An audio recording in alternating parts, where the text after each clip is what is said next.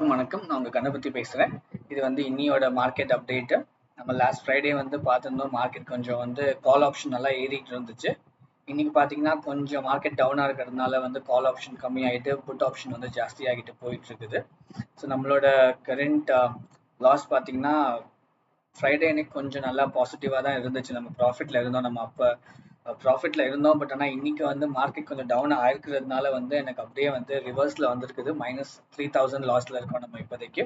But still நான் இன்னும் எந்த பொசிஷனையும் வந்து க்ளோஸ் பண்ணலை. எல்லாமே வந்து ஓப்பன்ல தான் இருக்குது.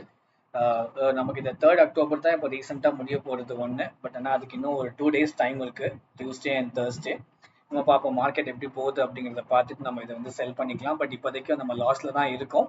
பட் ஹோப்ஃபுல்லி மார்க்கெட் திரும்ப ரீபவுண்ட் ஆவான், மேலே வருவான். இல்லை அப்படியே கீழே போனால் கூட ஐ ஹோப் நமக்கு ப்ராஃபிட்ல முடியும் அப்படிங்கிற நம்பிக்கை இருக்குது. ஸோ நம்ம அதை வெயிட் பண்ணி பார்ப்போம்.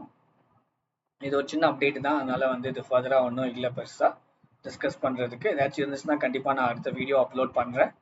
உங்களுக்கு எதுவும் கமெண்ட்ஸ் இருந்துச்சுன்னா கண்டிப்பாக என்னோட கமெண்ட் செக்ஷனில் வந்து அப்டேட் பண்ணுங்கள். இந்த வீடியோ உங்களுக்கு பிடிச்சிருந்துச்சு அப்படின்னா நீங்கள் லைக் பண்ணுங்கள், சப்ஸ்கிரைப் பண்ணுங்கள். ஃபர்தர் வீடியோஸை வந்து பார்த்துட்டு உங்களுக்கு எதுவும் கமெண்ட்ஸ் இருந்துச்சு அப்படின்னா கண்டிப்பாக சொல்லுங்கள். தேங்க்யூ.